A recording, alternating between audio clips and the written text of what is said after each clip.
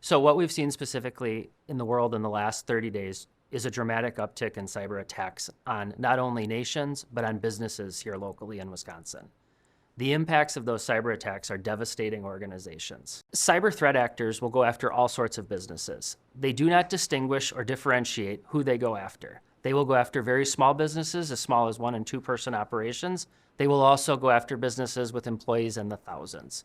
And so with that being said, the number one thing businesses can do nowadays is understand their cyber risk and start creating an action plan specifically for that risk.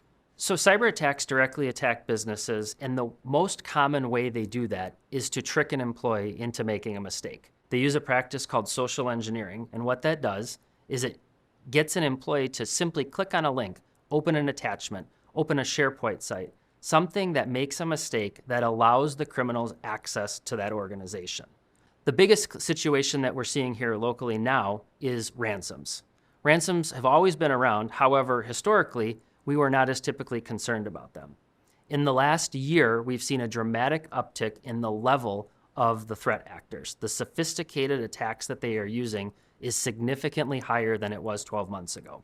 One of the recent claims we just worked on was a very large organization here in Wisconsin whose employee simply clicked on an Excel file that contained a virus. Without knowing that, the threat actors gained access to that organization. From there, they locked down all of the machines, they locked down the production operation machinery, and they demanded a ransom. That was a very significant dollar amount, well into the millions, that was ultimately paid to get the systems back online from a de-encryption key. More importantly, what that did is it cost loss of production from an income standpoint. It caused financial harm and reputation to that customer's suppliers and vendors that they do business with. And ultimately, it puts at risk any individual, any business, any firm that company gained access to from their record standpoint. So there's more than just the initial breach at stake.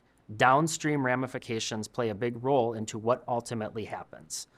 That cyber continuity plan that you have in place will determine how successful you ultimately are in the claim process. What we want to do, and what we have done the last 4 years with our cyber division, is educate, train, and inform our customers on actions that they can take before the loss occurs. And then, in the event that a cyber loss does happen, we have put together a strategic insurance program that will help them in their time of need. We know cyber insurance at R&R. Our goal is to continue to help customers be protected and be strategically ready for the events that are going to take place.